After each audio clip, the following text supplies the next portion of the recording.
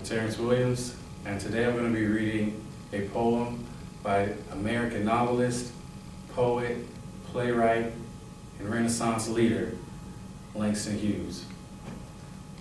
Titled, The Negro Mother. Children, I come back today to tell you a story of a long, dark way that I had to climb, that I had to know in order that the right race might live and grow. Look at my face, dark as the night, yet shining like the sun with love's true light. I am the dark girl who crossed the Red Sea, carrying in my body the seed of the free. I am the woman who worked in the field, bringing the cotton and the corn to yield. I am the one who labored as a slave, beaten and mistreated for the work that I gave. Children sold away from me, husbands sold too. No safety, no love, no respect was I due. 300 years in the deepest South, but God put a song and prayer in my mouth. God put a dream like steel in my soul. Now, through my children, I'm reaching the goal. Now, through my children, young and free, I realize the blessing deed to me. I couldn't read then, I couldn't write. I had nothing back there in the night. Sometimes the valley was filled with tears, but I kept trudging on through the lonely years. Sometimes the road was hot with the sun, but I had to keep on till my work was done. I had to keep on, no stopping for me. I was the seed of the coming free. I nourished the dream that nothing could smother deep in my breast, the Negro mother. I had only hope then, but now through you, dark ones of today, my dream must come true. All you dark children in the world out there, remember my sweat, my pain, my despair. Remember my years heavy with sorrow, and make of those years a torch for tomorrow. Make of my past a road to the light, out of the darkness, the ignorance, the night. Live high my banner out of the dust. Stand like free men, supporting my trust. Believe in the right, let none push you back. Remember the whip and the slavish trap. Remember how the strong in struggle and strife still bar you the way and deny you life. But march ever forward, breaking down bars. Look ever upward at the sun and the stars. Oh, my dark children, may my dreams and prayers impel you forever up the great stairs. For I will be with you till no white brother dares keep down the children of the Negro mother.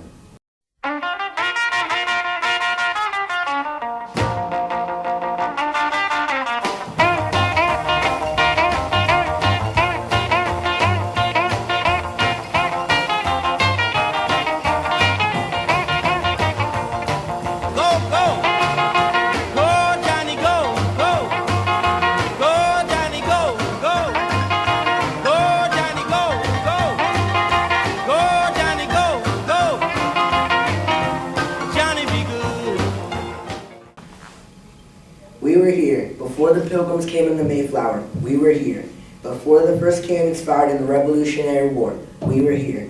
Some of us were slaves and some of us were free, but we were here. Many of our people fought in that Revolutionary War for the issues stated in the Declarations of Independence. We hold these truths to be self-evident, that all men are created equal, that they are endowed by their Creator with certain unalienable rights, that among these rights are life, liberty, and the pursuit of happiness. Most of our names have been forgotten by now, for the majority of us were slaves. We were listed only as property, not people. We could not write our own names because we didn't know how to write. And now it seems time has forgotten our names. Yet we have a great history in this country. Ours is the heroic history of survival. Our history travels the length of a whip and the vastness of a dream. It spans oceans and centuries. It is the history of the human spirit's quest for freedom. It is the history of our souls. We began in Africa, though most of us don't know where our ancestors were when they were kidnapped and brought across the ocean as slaves. We know the slave ships were overcrowded and our people were abused. The sight was terrible. One man who worked as a slave ship captain knew the sight well. He grew to hate the slaving business, and he wrote a song we still sing today. His name was John Newton, and the song is Amazing Grace. He wrote it one stormy night when it seemed the ocean would swallow him and all his ship, with hundreds of slaves whole.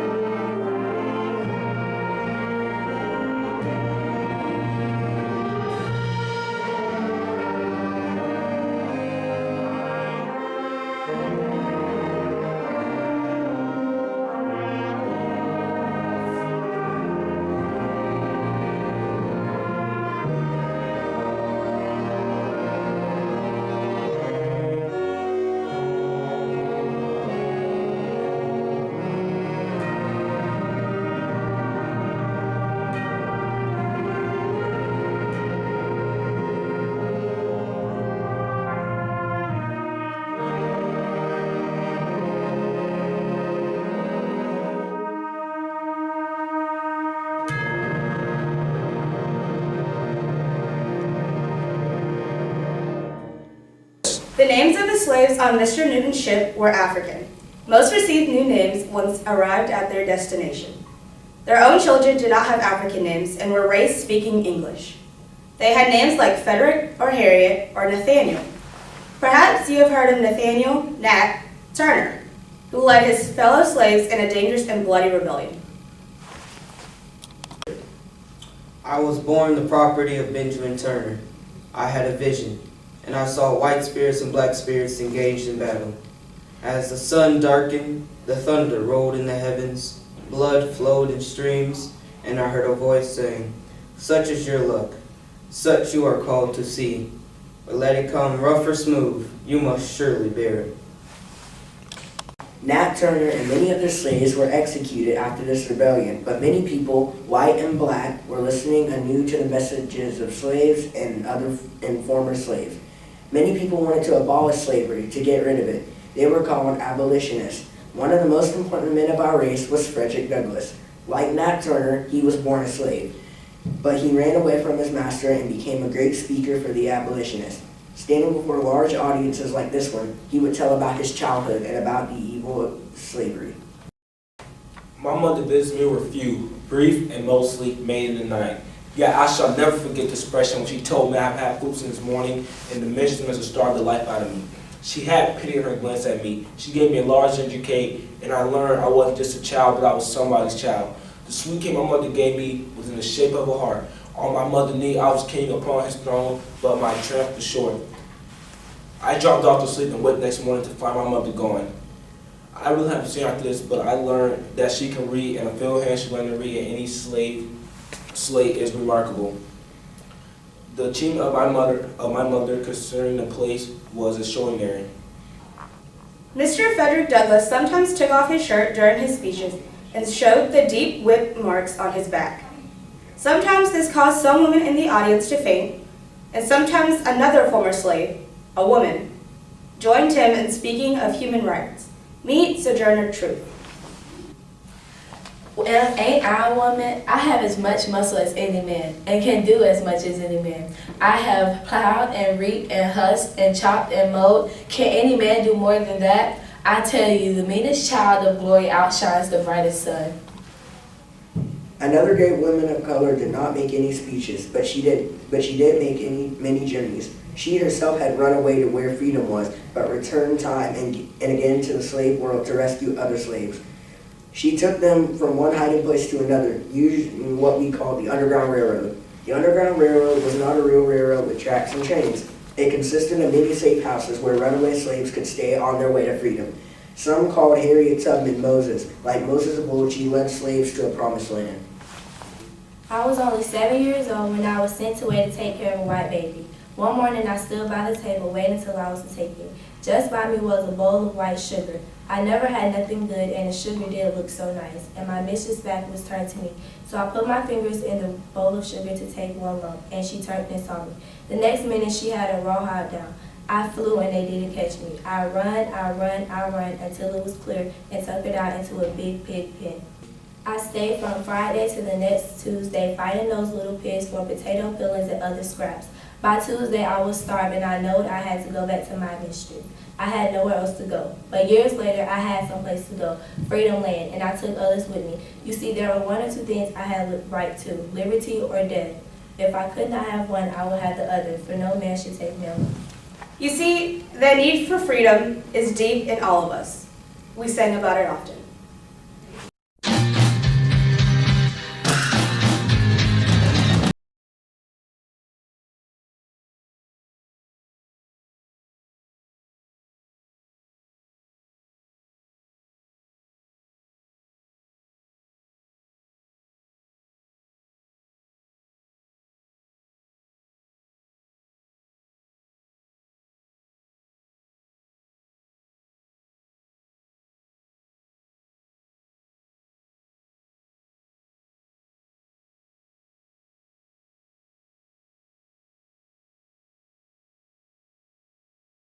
Nation the Civil War to free its slaves. Many of our race fought in that war too. After it was over, we were emancipated, but we had new challenges. Most who had been slaves still couldn't read or write. We didn't have good schools, and we sure didn't have money. Some still farmed the ground they had farmed as slaves, though now they could sell the crops they raised. Others moved elsewhere in search of a better life. Some found it, and some found only sorrow and trouble.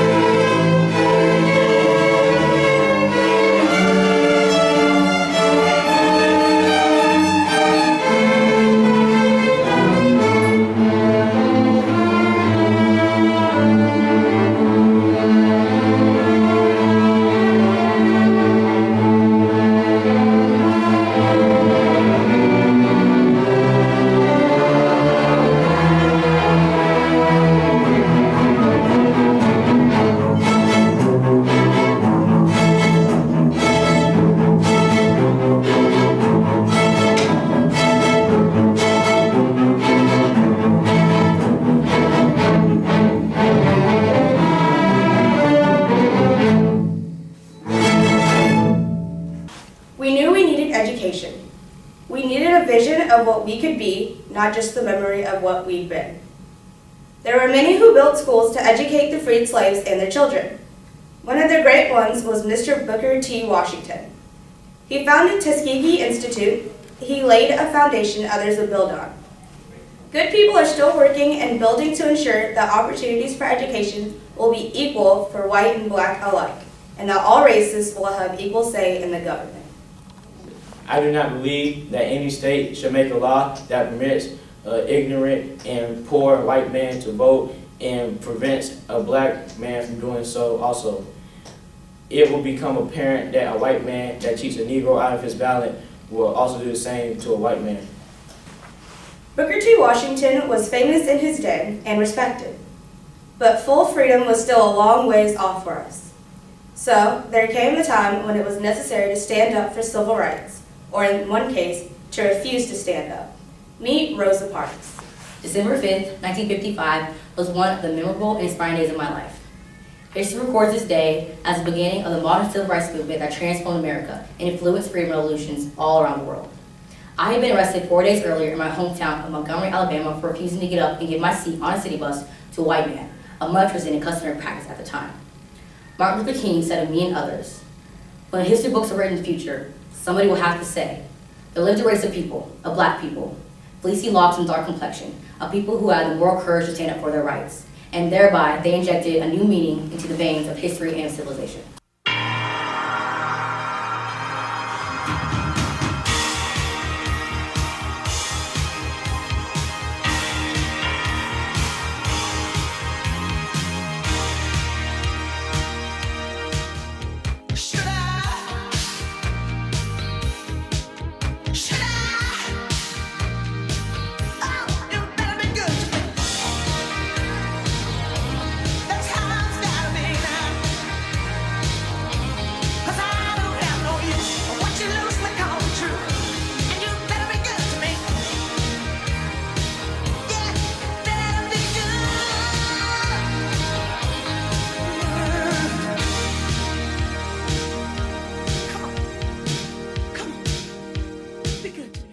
These are only a few names from our history and a few words. There are so many others, now poets, musicians, artists, doctors, politicians, lawyers, professors. We call ourselves African Americans because we cherish our heritage and its completeness. African and American. We were here and we still are, building lives and legacies. Perhaps no one helped us realize our worth and our dreams quite like Reverend Dr. Martin Luther King.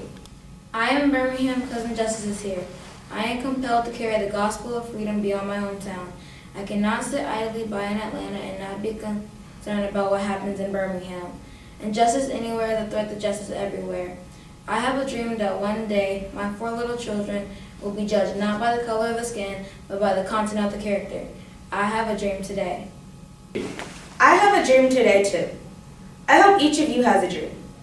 And I hope each of you has the knowledge that your dreams can come true. So dream high. Lift up your heads and dream high, and lift every voice and sing.